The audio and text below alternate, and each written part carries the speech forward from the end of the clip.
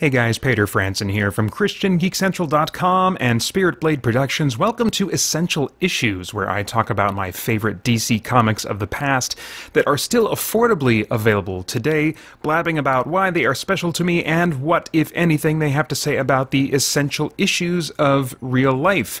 Now, warning, this series does freely contain spoilers, but I think even spoiled, the stories I feature are still well worth reading. Once again, I'm using the DC Universe Infinite service to kind of go through this series. I've really been enjoying doing that. It helps me to make decent videos for it as well. I would recommend checking it out. It's probably the most affordable way I can think of to get access to so many of these stories. Anyway, at this point in the series, we're covering major events in DC Comics history. Last time we covered the crossover event 0 Hour, which introduced a number of status quo changes to the DC Universe, one of which seemed to be the death of Wally West, the Flash. However, in The Flash number 0 and the 6 regular monthly issues of the series that followed, we instead get a story that reinvigorates the very concept of the Flash forever. Starting in issue 0, Wally, has just traveled beyond the speed of light in an effort to stop the big crisis happening in 0 Hour, which didn't work out and sent him just seemingly disintegrated into, who knows where. Well, we find out he's bouncing through the time stream at this point. And while he's bounced through the time stream before, this is different because he seems to be being led through different parts of his life by some force that seems to have a purpose, but he can't identify what it is. It's also, in addition to kind of introducing a new mystery of this force, which has already been introduced as the Speed Force, but he doesn't quite identify that as the cause yet here. But it's also being used as a device to take us through his origin story again. That's what they were doing with the 0 issues at the time. Something that I think is introduced in this issue that is kind of a new part of his origin is that when he was a kid, he had a really rough relationship with his parents, who, at least his dad, was arguably verbally abusive toward him. And he just didn't have any sense of kind of confidence about where his life was going until one day a stranger in the midst of a family party came into his room and talked to him, and he just assumed he was a member of the family, a distant relative or something, and gave him these really encouraging words that made all the difference in setting the course of his life in the right direction that would ultimately lead to him becoming Kid Flash and then the Flash. Well, Wally has been jumping around, time traveling to these different parts of his life, becoming and less ethereal and more solid until he finally arrives at this moment and discovers, oh my gosh, I am that strange relative that I assumed, was a distant relative, and here I am in this moment. And so in a sort of humanistic way, I have to say, at least that's the way it strikes me, he kind of becomes his own source of wisdom. He kind of becomes his own source of inspiration. And he says, some kind of unusual things. Don't be scared of tomorrow, he tells his child self. You don't have to be. No matter what anyone says, you are going to make all the right choices. Well, if you do say so yourself, Wally. Anyway, after that, he realizes he has gained control over his journey, and he is now able to head home to his home time period, and so that's what he does. As he's re-entering his home time period, he starts noticing this strange electrical effect happening around him as he runs. In the artwork for the Flash up to this point, there had been a little bit of electricity-looking things in the wake, along with the red blur that artists would have running behind him. But this is a much more crazy, active, chaotic kind of electrical energy crackling around him that really became a hallmark of the art for the Flash going forward. But it has a plot reason here, and he's trying to figure out what in the world is this effect going on around me. Simultaneously, because of the weird time-traveling nature of what's going on, he's seeing more visions, this time of the future, and realizes that something catastrophic is coming, a fate that, at any cost, he must find a way to avoid. So he gets back home. Everyone, of course, is thrilled to discover that he's alive, but his girlfriend is noticing that something is wrong with him, but he's not willing to tell her yet. He keeps that to himself. I think that this works in some ways as a dramatic device, but it's more interesting that it's kept, you know, the ultimate thing he's afraid of happening. I understand keeping that from us as an audience, but it eventually kind of grates on me that he is not willing to open up with Linda, who he says, you know, is just like the love of his life, is such a special relationship. Admittedly, though, this story really is what solidified their relationship. So it's transitioning from being something that, you know, a relationship that was very special to both of them to really kind of what I think of as one of the great romances in comic books, even close to being up there with Superman and Lois. So in part to avoid talking to Linda, and in part also to prepare for what he thinks will be his absence, because he's anticipating his own death, he takes Impulse out to start training him to be his replacement. Impulse, however, is, as his name would suggest, very impulsive and reckless, and is not at all an open student. And so, in the end, Wally has to pull his butt out of the fire and fix a problem that he created, and in doing so has to move much faster than he wants to move. And that's a problem because Wally has realized that the fate awaiting him is attached to his speed, and there is great risk that he will accelerate his end if he accelerates his speed more and more. And at the end of the issue, both we as readers and Linda as a character see what is at least part of what is going on with Wally, that he is beginning to convert into some kind of energy being. He is losing his humanity. And this is something I've liked about a number of DC characters, is that they have these, they go for having down-to-earth characters that sometimes will have these cosmic level powers, and so they are having to really step into unknown territory and not knowing what in the world is going to happen, what will become of their lives and who they are if they go down this path and really embrace what seems to be their fate or what they are becoming. But even with this big reveal, Wally is still not completely opening up to Linda in the same way that the writer is not completely opening up to us about what he is afraid of, what he saw in his vision that's going to happen. Now, there's a whole storyline going on where the main enemy right now is Cobra, and I'm not going to get into all that. It's, you know, I don't think Cobra or this story, the threat he's creating is very interesting. But anyway, while he's troubleshooting that, trying to train Bart Impulse, you know, along the way, Bart continues to be a terrible student.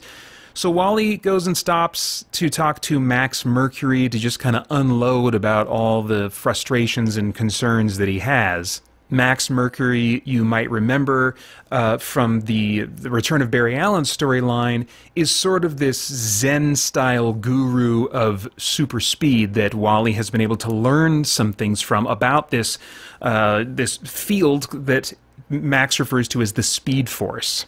Anyway, he starts unloading to her, and among those things is the fact that he lied point blank to Linda, and he shares this with Max, not realizing that Linda is actually just standing in the very next room. So obviously this puts a rift between them going forward at this point in the story. And yet Wally still feels like he can't tell Linda everything, that he is actually protecting her by keeping certain things to himself. And I think even though I am irritated by this, I think as readers, at the very least, we're meant to see this as unhealthy. Like, this is not how things should be. We're meant to sympathize with Linda. That if this relationship really is all that Wally seems to imply it is in his internal monologues over multiple issues, that he really should be willing to open up and share everything with her. So after Linda storms off, Wally still has the problem of how to train Bart when Bart has not been receptive to Wally's teaching at all. Max suggests that we bring in other speedsters that maybe he will learn from a little bit more easily. So now this brings us to issue 97, which opens with kind of like a black and white flashback story that Max Mercury is telling to Wally about a speedster from the 1800s.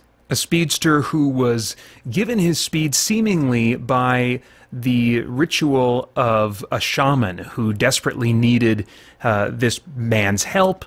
This super speed allowed him to then save this Native American's tribe, and he continued on as kind of a hero after that point. As the story goes, this speedster felt a pull at one point to move faster and faster and chase after something he couldn't put his finger on, something that was beyond him, that would require him to move faster than light in order to reach. Following this call, he reached the speed of light and began to see something immense, something beautiful on the other side of the speed of light, as it were, but he wasn't quite ready to embrace it. There was a moment of fear, which caused him to, instead of embracing this ultimate source of speed energy, to bounce through the time stream. He reemerges decades later and becomes a speedster hero in this time period as well. And then what we learn is that this speedster has been bouncing through time, known as different names: Windrunner, Blue Streak, Quicksilver, and eventually Max Mercury. And Max shares all this to try and shed some light on what might be going on with Wally, that Wally has brushed up against this sort of ultimate source of their speed from moving faster than he ever had during the 0-hour crisis. And it's kind of a cool device the writers were looking for, or Mark Waid, the writer, I should say, was looking for a way to unite all of the speedsters to deal with problems like Jay Garrick's super speed origin, which just involved him getting knocked out and breathing hard water fumes, and then he woke up with super speed. And, you know, Johnny Quick has his super speed formula, and there's different origin stories for these different speedsters, and he wanted to look for something that would kind of unite them all. And I really appreciate the concept of the Speed Force. Even as it's pulled from and sometimes painfully inspired by Eastern philosophy, I think it's a cool physical device, a fictional law of physics. And it also provides some glue to bring these different speedster characters together and perpetuate what has been, to me, a really appreciated ensemble cast in the Flash comic book. It also sheds light retroactively on Barry Allen's death. In the Crisis on Infinite Earth story, he had to run super fast to stop a tachyon particle from triggering a machine that was going to, like, I don't know, blow up the planet or something. And as he died, the way that was portrayed in the art was his body aging super fast and disintegrating, but they're kind of retconning things a little bit and asking us to reinterpret that, despite what the art looked like, as Barry himself being the first of these speedsters to embrace that light, to move faster than the speed of light, to do what he needed to do to save the world, and then entered into the Speed Force. And there was actually a retelling of Barry Allen's origin story and his death that reworked the art to fit this concept. But the point of Wally bringing this up and making this observation is that, you know, if this is what's happening to him, which he thinks now it is, what he's learned from Barry's experience and from what he's sensing as he gets closer to the speed of light is, if he embraces this source on the other side of speed, it's not something that he will be able to come back from. And so sharing this with the other speedsters, recognizing that his end is approaching, he makes the decision to officially pass along the mantle of the Flash, and he surprisingly does that to Johnny Quick's daughter, basically introduced in this story. He passes it on to her, Jessie Quick. And of course, Impulse is very surprised and frustrated by this. Wally reconnects then with Linda, tells her basically everything that he's told the other speedsters, but still leaves out one detail that he's not revealing to us as readers either, continuing to draw out kind of the pain of him not opening up and increasing the mystery for us as readers. There's one line here that is at once both kind of like a frustrating sentiment that is often expressed after people pass away, but also something that is planting a seed for the future of the comic. When Linda expresses concern about Wally's fate, he says to her, "I'll never be gone as long as I stay in your heart. I love you, Linda." And of course, I've dissected this idea in my content before. Do any of us really want to live on in someone's heart? What in the world does that mean? What happens when they die? If no one remembers us after that, then do we finally disintegrate? Or how does this actually work? I mean, these nice-sounding ideas really do fall apart and can't be the basis for our hope after death. However, this is also a seed being planted here for something that we'll discover about the Speed Force that really actually isn't even quite revealed and stated strongly in this story itself, but that is that Wally, in his various time-traveling adventures and Speed Force crazy things that go on, is able to find his way back and is often able to travel through time and find his way back to his home time because of his connection to Linda. So that actually does become a very important device for Wally West in particular as the Flash going forward from here. A little bit later, as they're trying to stop the Big Bad's plan, which involves erecting a force field over the entire city, Wally and Jesse Quick are able to make it through the force field in time, but Max and Bart do not. Wally is hugely upset about this. Jesse doesn't really understand. I mean, after all, she's the one he chose to take up the mantle of the Flash, right? So they should be the two most equipped for this. And yet he is convinced that Bart and Max need to be with them in order to succeed in saving Linda. That's the big reveal at the end of this issue, that like the big thing he's not mentioned is that not only is his end coming, but Linda is destined to die according to his vision. And for reasons that aren't really explained, beginning in the next issue, we see that Wally really needed Bart more than Jesse, that actually he was planning on giving the mantle of the Flash to Bart all along, but gave the mantle to Jesse instead so that he would be kind of infuriated and motivated to really clean up his act and become more responsible, which it did work, but understandably irritated and hurt Jesse. Well, long story short, Linda gets on the scene of all the action and places herself in danger, but Wally seemingly is able to avert her fate. Everything seems to be pretty much wrapped up, but then the Big Bad, gasping seemingly his last breath, pushes the button on the weapon that Wally envisioned being the doom of Linda Park. And this is a laser weapon, which means that in order to save Linda, Wally is going to have to move faster than the speed of light and be lost in the Speed Force. In desperation, he adds the speed formula of Johnny Quick to his own speed, which he knows is basically going to spell the end for him if he's going to compound his power like that and his speed in that way. And essentially he's moving so fast that time is completely frozen or virtually frozen. And they're able to take time to have a nice story moment where he's kind of saying goodbye to Linda, just sharing with her in a one-sided conversation how much she's meant to him and how she has made him the best version of himself that he can be. So he saves her, and then he is gone.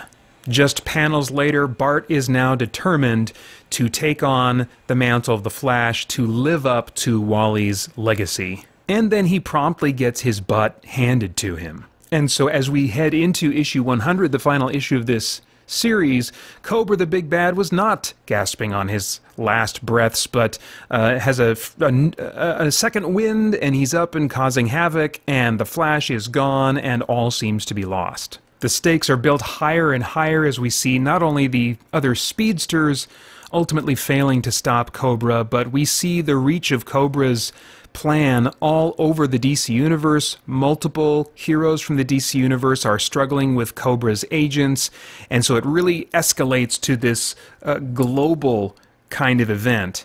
And when all seems lost and Linda is crouched, cowering before the villain, he lifts her up, and in the background there is a bolt of lightning in the sky as she is at the worst point of her distress. Then we cut over to Jay Garrick in a hospital bed, and there's a flash of electricity around him. Then we see a bright flash of energy emerging from the flash ring that Wally gave Linda to wear as a token of their love and connection to each other. Then we also see Jesse Quick enveloped by this white burst of electrical energy. Then Bart, unconscious on the ground, also struck by this energy. So this energy is making the rounds to all the speedsters, implying this connection between all of them, and in a final burst of light, a radiant Wally West reappears on the scene. He makes short work of the villain, puts a stop to his big bad death machine, and then is gone again, leaving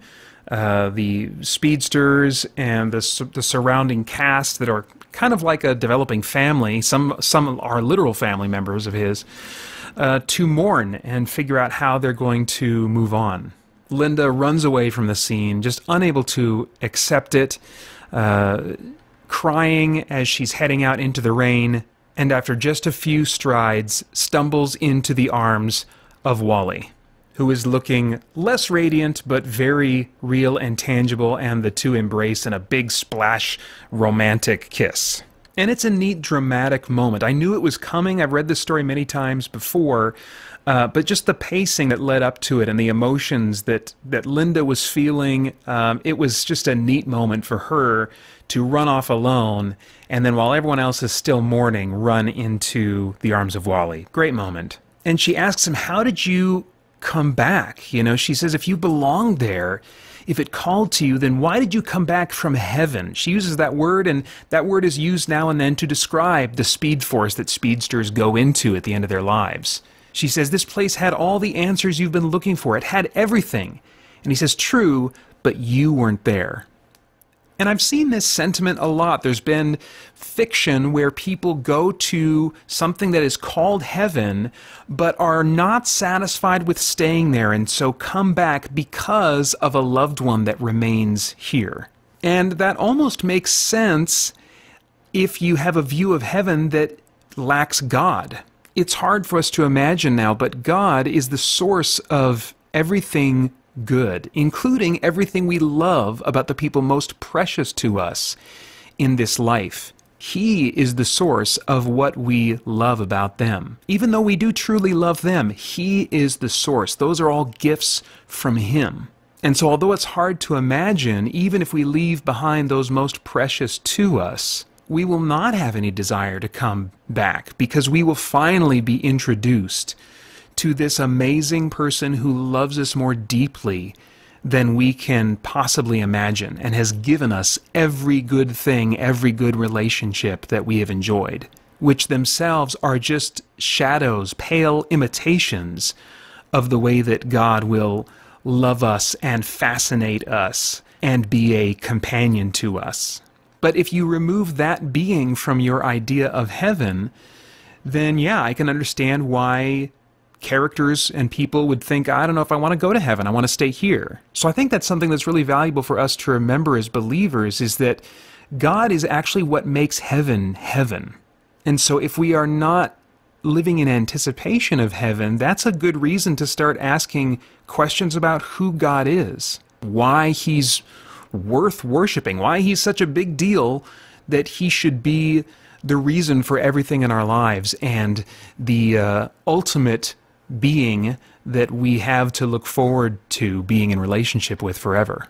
Anyway, this continues to be, apart from the Cobra stuff, which I didn't talk about because it's not very interesting to me, but all the other elements that are advancing the Flash lore, and in particular Wally West's story and his relationship with Linda, this is just a major story for Wally West, and even for all the Flashes and Speedsters that would come after him. So again, or if I didn't mention it before, this was the story Terminal Velocity. And next time we're going to take a look at another big crossover event, most notable for where it leaves former Green Lantern Hal Jordan. So another big DC Universe event, most memorable to me for what happens to Parallax. So stay tuned until next time when we take a look at DC's The Final Night. Hey, I wanted to let you know there are some dates below in the description of some live events coming up that you may not want to miss. And also, while I have your attention, check out my playlists to see some content that maybe you missed already that you'll be glad you found. That's all.